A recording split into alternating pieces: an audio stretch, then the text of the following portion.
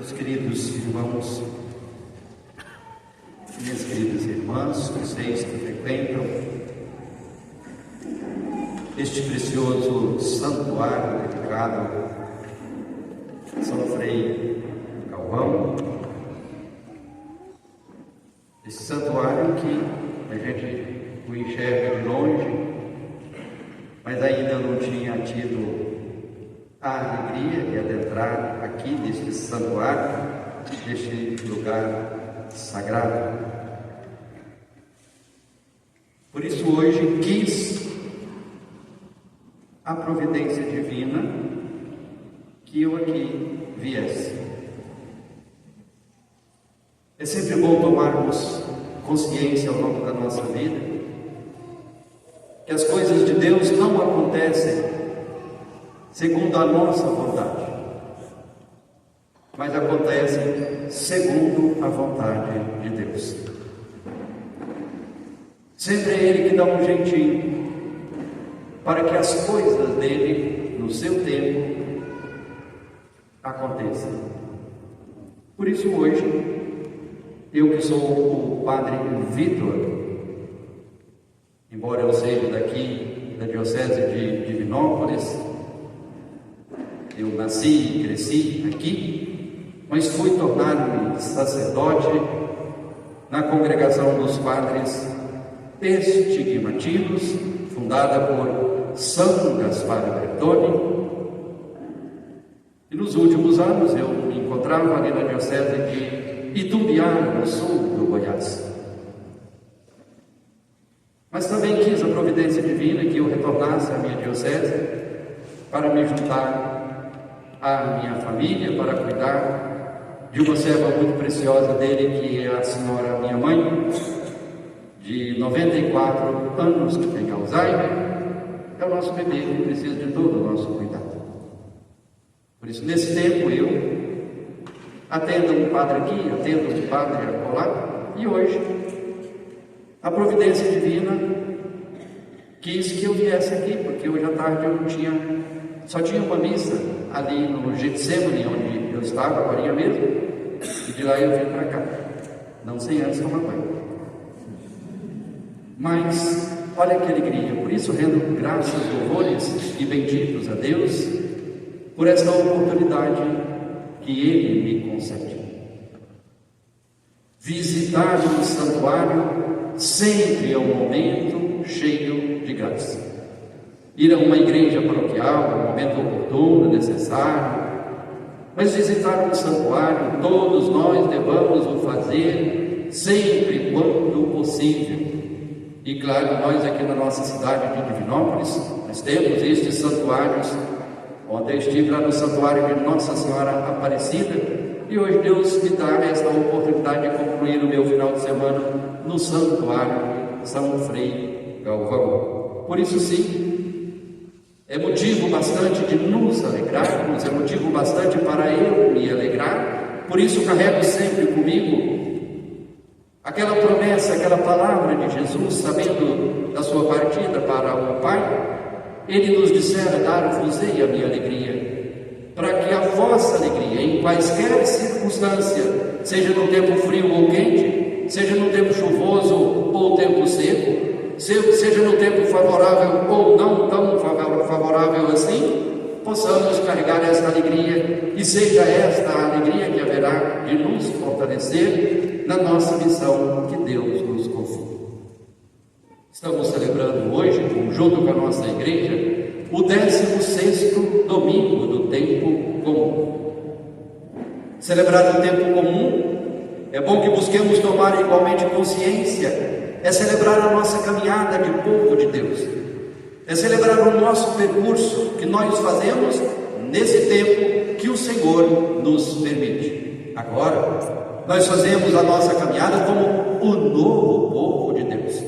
Se o povo lá do Antigo Testamento fizera a sua caminhada para chegar na terra prometida, a nossa caminhada é para chegar no céu, é para alcançarmos a eternidade. É o céu que todos nós devamos querer alcançar. Nós buscamos a salvação, e é bom que nós façamos essa caminhada juntos, rezando sempre uns pelos outros, tomando sempre as mãos uns dos outros, para que ninguém se perca pelo caminho, muito pelo contrário, para que todos nós possamos, não por nossos méritos, não por nossas bondades, não porque nós às vezes fazemos coisas para Deus, mas simplesmente porque Deus nos ama, simplesmente porque Deus quer nos alcançar, simplesmente porque a graça de Deus faz de tudo para vir ao nosso encontro, mesmo quando às vezes nós estamos com as nossas cabeças duras,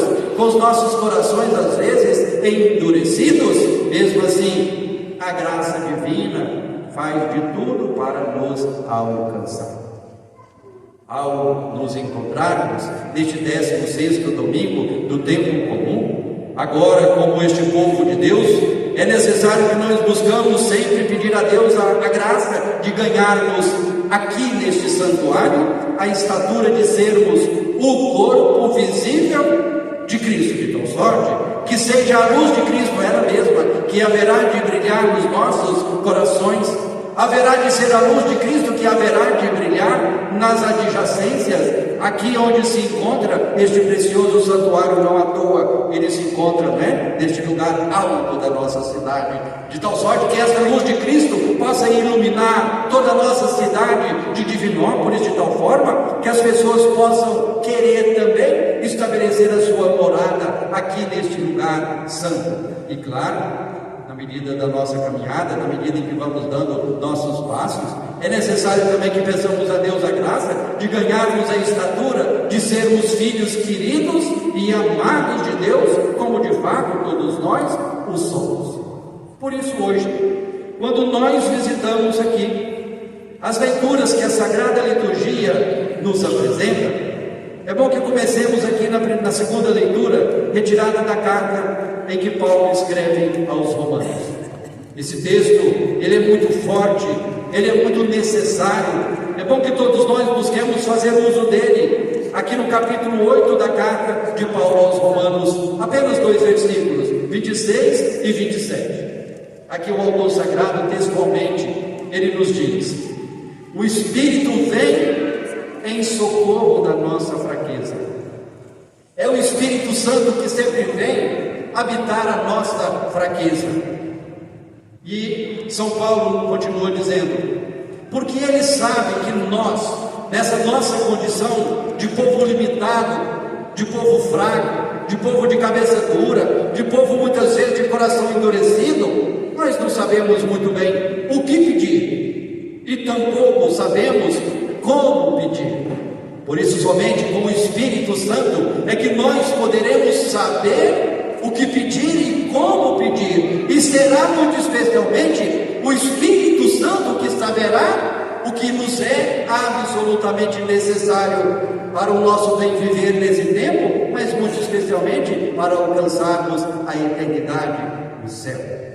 E é do Espírito Santo que nos vem exatamente a sabedoria, como dom precioso que advém do Espírito Santo. E é exatamente esta sabedoria que talvez nós possamos visitar ali na primeira leitura, retirada do livro da sabedoria do capítulo 12. Ali o autor sagrado nos diz: não há além de ti outro Deus que cuide de todas as coisas, e a quem devas mostrar que teu julgamento não foi injusto. É a sabedoria que nos ajuda a entender as coisas de Deus.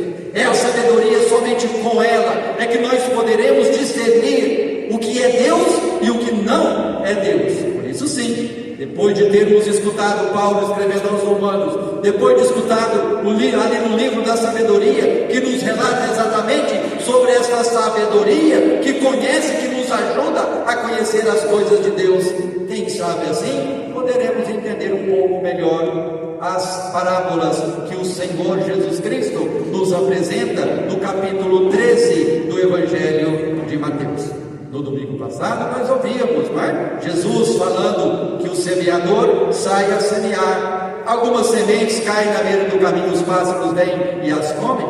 Outras sementes caem no terreno pedregoso, a planta até nasce, mas lá pelas tantas o sol esquenta demais e a planta acaba morrendo.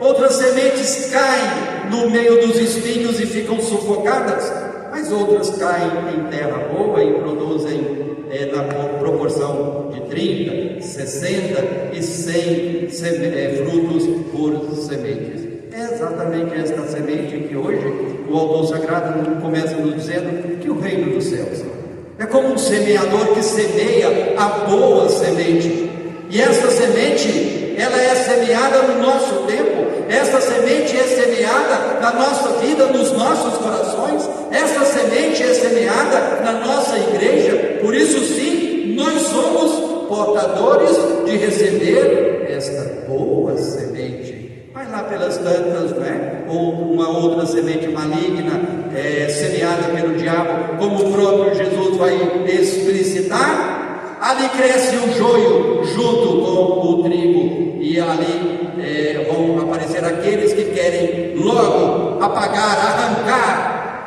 o joio, mas o semeador vai dizer: cuidado, porque pode acontecer que ao arrancar o joio, arranque também o trigo. Deixe que isso aconteça no tempo oportuno. No tempo oportuno eu mandarei arrancar, muito especialmente, o joio, e estes serão colocados como feixes e serão queimados, e o joio será colocado no meu celeiro. Da mesma forma como ele vai comparar o reino dos céus como aquela pequena semente de mostarda que entre todas é uma das sementes menores, mas cresce uma árvore frondosa onde os pássaros vão encontrar lugar para repousar. Como também é comparado ao fermento que é colocado na massa, e claro, aquela pequena porção vai fermentar uma grande quantidade de massa e produzir muitos pães. Por isso sim, meus queridos irmãos e irmãs, ao nos encontrarmos neste 16º domingo do tempo comum, é necessário que peçamos a Deus a graça do Espírito Santo